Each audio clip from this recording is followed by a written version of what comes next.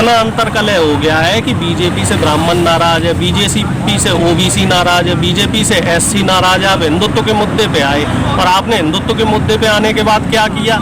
आप सिर्फ आरएसएस वालों को बढ़ावा दे रहे हो। आपसे ब्राह्मण भी खुश है, आपसे ओबीसी की जितनी जातियां हैं वो भी नाखुश है, आपसे दलित भी नाखुश है। दलितों के ऊपर अत्याचार के केस देख लीजिए कि दलित मूछ नहीं रख सकता, दलित जो है घोड़ी पे सवारी नहीं कर सकता, दलित जो है किसी सवर्ण के गांव से होके नहीं निकल सकता। ओबीसी की बात कर लो तो ओबीसी का काम क्या है? सिर्फ झंडा फहराना, सिर्फ राम करना, जय राम करना, जय माता दी करना। ओबीसी के आरक्षण को मार रहे ये। कोई भी भर्तियां देख लो, हर भर्ती में जो पिछड़े वर्ग की भर्तियां हैं उनमें घोटाले हुए हैं, चाहे शिक्षकों की हो, चाहे सरकारी कर्मचारियों की हो, चाहे रेलवे की हो, किसी भी निकाय में देख लो, हर जगह इन्होंने ओबीसी की भर्तियां की। उत्तर प्रदेश के 2 या 3 टुकड़े नहीं होंगे, भाजपा के 2 या 3 टुकड़े होने वाले हैं और निकट भविष्य में ये बात बिल्कुल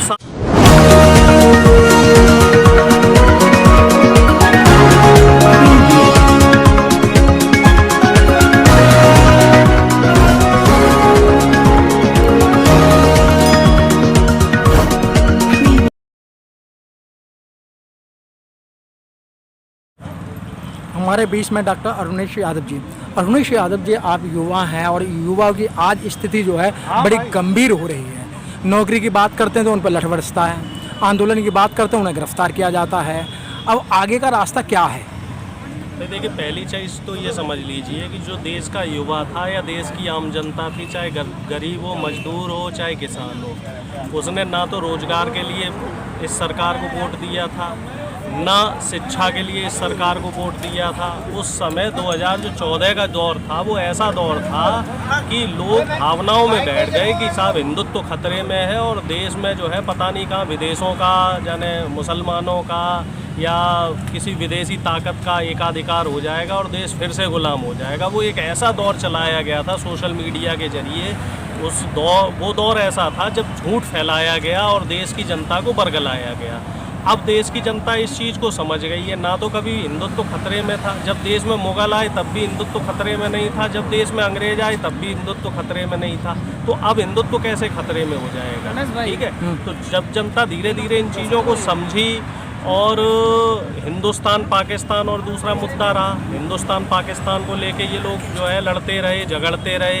लेकिन अब स्थितियां देख लो, पाकिस्तान की स्थिति हमसे कहीं ज़्यादा बेहतर है। पाकिस्तान के प्रधानमंत्री का अभी ऑन रिकॉर्ड बयान आया है कि पिछले 1.5 साल में उन्होंने अपने आप पेट्रोल की कीमत 30 रुपये कम कर दी और डीजल की कीमत 42 रुपये कम कर दी। क्यों कम करी? जिससे कि कोरोना के जरिए जो अर्थव्यवस्था चरमराई है उनके देश की, और उस अर्थव्यवस्था का असर आम जनता पे ना पड़े, महंगाई की मार आम जनता को ना झेलनी पड़े। क्योंकि पेट्रोल और डीजल के दाम जब बढ़ते हैं तो उससे महंगाई प्रत्यक्ष परोक्ष रूप से बढ़ती है। क्योंकि जो कोई भी ट्रांसपोर्ट का जो साधन है, हर चीज़ पेट्रोल डीजल से ही जुड़ी है। सामान इधर से उधर जाएगा तो वो डीजल पेट्रोल से ही जुड़ा हुआ है। और वहाँ के प्रधानमंत्री जी ने ये भी साफ साफ कह रखा है कि अगर कोई भी छोटी बड़ी फैक्ट्री वाला, कारखाने वाला, किसी भी सेक्टर वाला अगर कोई सामान महंगा बेचता हुआ पाया जाए तो उसके खिलाफ एक्शन लिया जाएगा। लेकिन हमारे यहाँ क्या हो रहा, चाहे आप हॉस्पिटल देख लो, चाहे आप प्राइवेट सेक्टर में देख लो, डीजल पेट्रोल से लेके हर चीज़ की दाम बढ़ गए हैं। और शिक्षा की आप बात कर लो, पिछले 1.5 साल 2 साल में शिक्षा का स्तर 0 है। प्राइवेट स्कूल में स्कूल के जो मालिक हैं वो मनमानी फसल फीस जो है वो वसूल रहे हैं, उस पर सरकार का कोई लगाम नहीं है। इधर रोज़गार कम हो गए हैं। जो प्राइवेट सेक्टर से जो मौजूदा सरकार, इन्होंने लेबर लॉ ख़त्म कर दिया। लेबर लॉ के ख़त्म होने से क्या हुआ है कि अब प्राइवेट जो लाला हैं और जो मालिक हैं इनकी मनमानी हो गई है। 8 घंटे की बजाय आपसे 12 घंटे काम करवाएंगे, 14 घंटे काम करवाएंगे। और जो एक न्यूनतम मजदूरी जो तय हुई थी 500 रुपये या 600 रुपये, अब उसको घटा के इन्होंने 250-300 रुपये कर दिया। जो एम्प्लॉई है प्राइवेट कारखानों में, प्राइवेट स्कूलों में, प्राइवेट कॉलेजों में, प्राइवेट फैक्ट्री में, वहाँ पे आप देखिए जो वेतनमान है आदमी का, वो वेतनमान 50% तक कम कर दिया है। किसी का वेतन जो है वो 30% कम कर दिया, किसी का 50% कम कर दिया। मान लो अगर किसी को पहले 20,000 रुपये मिल रहे थे तो या तो अब उसे 10,000 रुपये तनख्वाह मिल रही है, 15,000 मिल रही है। अब महंगाई इधर बढ़ रही है। महंगाई आप देख लो, डीजल, पेट्रोल, घरेलू गैस, सरसों का तेल, चाहे सब्जी हो आपका, चाहे राशन का सामान हो, 2 गुने से 3 गुने बढ़ चुका है। ठीक है, तो अब इस मार से जूझने के लिए अब जनता कहाँ जाए? कोर्ट के पास जा नहीं सकती क्योंकि लेबर लॉ खत्म हो गया है। नौकरियां उनकी वैसे छिन रही हैं, सरकार उनकी सुनने से रही। सरकार तो साफ कह रही है, सरकार ने हाथ खड़े कर दिए हैं कि साहब महंगाई बढ़ रही है तो उस पर हमारा कोई लगाम नहीं है। प्राइवेट अस्पताल वाले वो लूट खसोट मचाए हुए हैं। कोई भी आम आदमी एक बार चला गया ना अस्पताल में तो उसका 20 लाख 25 लाख से कम का बिल नहीं बन के आता। और इस कोरोना की जो सेकेंड वेव है, इससे एक बड़ी चीज़ और निकल के आई है, आप लोगों ने ध्यान दिया हो, दवाओं के दाम और बढ़ा दिए इन लोगों ने। दवाओं के दाम इन्होंने 20% से लेके 50% तक बढ़ा दिया। सर दवाओं में एक काम कर दिया है, एक तो दवाई आम मिलती है, एक जेनेरिक दवाई है। जेनेरिक का क्या है? हाँ, जेनेरिक जो दवाई है उसके कुछ दाम कम कर दिए हैं, मतलब जो MRP है कुछ कम कर दिए हैं। लेकिन जेनरिक दवा मार्केट में मिल कहाँ रही है? जेनरिक दवा सिर्फ औषध केंद्रों पे मिल रही है। जो प्रधानमंत्री द्वारा जो योजना चली थी, उन औषध केंद्रों, पर्टिकुलर सेंटर्स पे ही मिल रही है। और वो सेंटर क्या है? एक शहर में 2 सेंटर या 3 सेंटर या 4 सेंटर है। और जिन दवाओं की ज़रूरत होती है वो दवाएं उन सेंटर से गायब होती हैं, उनकी कालाबाजारी हो रही है। और कालाबाजारी कौन कर रहा है? बीजेपी के लोग कर रहे हैं। कानपुर में देख लो, गाजियाबाद में देख लो, दिल्ली में गौतम गंभीर का जो NGO है वो फेविफ्लू की कालाबाजारी करते पकड़ा गया। तेजस्वी सूर्या वहाँ पे जो इसका जो बीजेपी का जो यूथ का अध्यक्ष है, ये रेमडेसिविर की कालाबाजारी करता हुआ पकड़ा गया। महाराष्ट्र के जो फडणवीस साहब है, ये कालाबाजारी वालों को बढ़ावा दे रहे हैं। करोड़ों रुपए की रेमडेसिविर दवा महाराष्ट्र में पकड़ी गई और ये DSP के पास जाके उस जो आदमी जो कालाबाजारी में पकड़ा गया उसका पक्ष ले रहे, कह रहे साहब ये हमारा आदमी है, इसे छोड़ दो। तो बीजेपी पूरी तरीके से भ्रष्टाचार में लिप्त है। बीजेपी वाले यही नहीं चाह रहे हैं कि भ्रष्टाचार खत्म हो।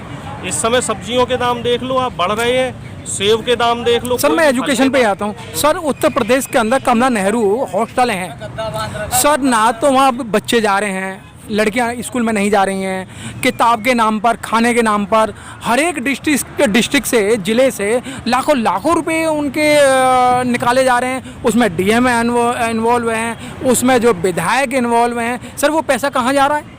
ये सारा का सारा पैसा जो BJP RSS के लोग हैं इनकी जेब में जा रहा है।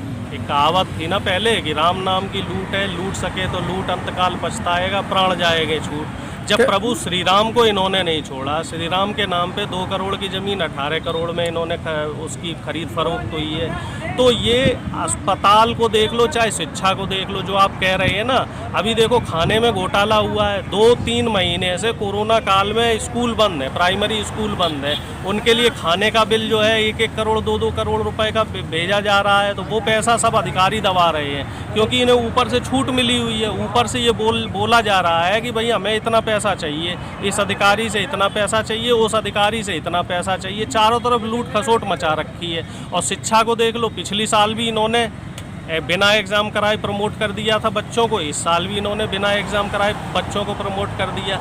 जब आप ऑनलाइन क्लास चला सकते हैं तो आप परीक्षा क्यों नहीं करा सकते? आप ऑब्जेक्टिव टाइप परीक्षा कराओ ना। शिक्षा के स्तर को यहाँ बढ़ाने की बात हो रही है, आप शिक्षा के स्तर को कम कर रहे हैं। जो नई शिक्षा प्रणाली ये लोग लाए हैं, नई शिक्षा प्रणाली में क्या है कि बच्चा सीधा 12th का बोर्ड एग्ज़ाम देगा, उससे पहले उसका कोई बोर्ड एग्ज़ाम ही नहीं होगा। और वो शिक्षा प्रणाली ऐसी कर दी है कि 5वीं तक तो बच्चे को उसकी जो मदर टंग है वही पढ़नी पड़ेगी। पहले क्या होता था कि 2 मीडियम होते थे, एक क्षेत्रीय भाषा का और एक इंग्लिश मीडियम, ठीक है। अब इन्होंने उसमें कई सारे मीडियम कर दिए हैं 5वीं तक। तो अब 5वीं तक अगर बच्चा कोई वहाँ का मीडियम पढ़ेगा, फिर 6वीं के बाद वो मेन स्ट्रीम लाइन में आएगा तो उसके लिए थोड़ी सी दिक्कत होगी। अब 6वीं से लेके 8वीं तक का एक अलग सिस्टम बना दिया, 9वीं से लेके 12वीं तक का एक अलग सिस्टम बना दिया। ग्रेजुएशन आपकी 4 साल की कर दी। डिग्री जो है ना, डिग्री कोर्स आपका 4 साल का होगा। 4 साल का कब है? जब आपको PG करनी है। अगर आपको पोस्ट ग्रेजुएशन नहीं करनी है तो वो कोर्स आपका 3 साल का रह जाएगा।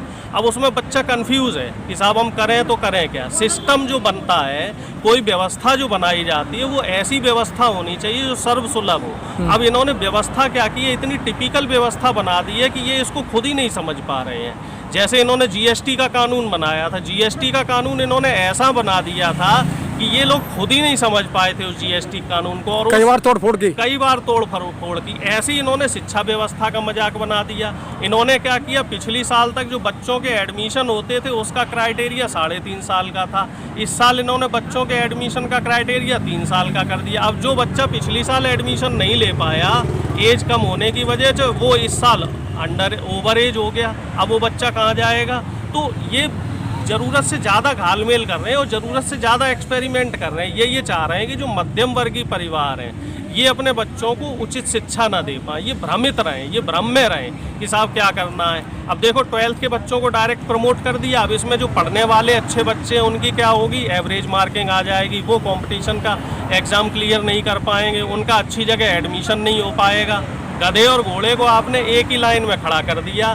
शिक्षा व्यवस्था को आप धीरे धीरे इसलिए कमज़ोर कर रहे हैं जिससे कि मध्यम वर्गीय परिवार जो है ना, वो अपनी शिक्षा का स्तर जब बढ़ता है तो उस परिवार का लिविंग स्टैंडर्ड बढ़ता है, तो वो लिविंग स्टैंडर्ड को बढ़ने नहीं देना चाहते। ये चाह रहे हैं कि मध्यम वर्ग कैसे भी ख़त्म किया जाए। इसी वजह से ये महंगाई और भ्रष्टाचार बढ़ा रहे हैं। ये चाह रहे हैं कि या तो बहुत अमीर हो जाएं लोग या बहुत गरीब हो जाएं, जिससे कि जो बहुत अमीर लोग हैं इन्हें सस्ते मजदूर मिले, सस्ते मजदूर मिल जाएं, बधुआ मजदूर मिल जाएं। और जो देश का विकास है, देश के विकास को ये रोकना चाह रहे हैं। जो देश है हमारा देश, जो दुनिया की सबसे बड़ी अर्थशक्ति बनने वाला था, कह रहे थे कि बहुत बड़ी विश्व शक्ति बनेगा हमारा देश, क्योंकि हमारे पास ब्रेन भी है, हमारे पास कैलिबर भी है, हमारे पास हर तरह का संसाधन है। अब ये उन संसाधनों को कमज़ोर कर रहे हैं। उसका कमज़ोर करने के पीछे भी इनकी कई नीतियाँ हैं। एक नीति उसमें प्राइवेटाइजेशन है। प्राइवेटाइजेशन के जरिए ये जो तंत्र हैं, जितने भी मजबूत तंत्र हैं, अलग अलग तंत्र, इन तंत्रों को कमज़ोर करने की कोशिश कर रहे हैं। इसमें आपका शिक्षा भी आ जाता है। धीरे धीरे ये शिक्षा में निजीकरण ला रहे हैं। उससे क्या होगा कि जो शिक्षा है वो बहुत महंगी हो जाएगी, और महंगी होने से क्या होगा कि सिर्फ जो अमीर वर्ग है, धनाढ्य वर्ग है, वही शिक्षा ले पाएगा। बाकी जो मध्यम वर्गीय परिवार है और जो निम्न वर्गीय परिवार है वो लोग शिक्षा से वंचित रह जाएंगे।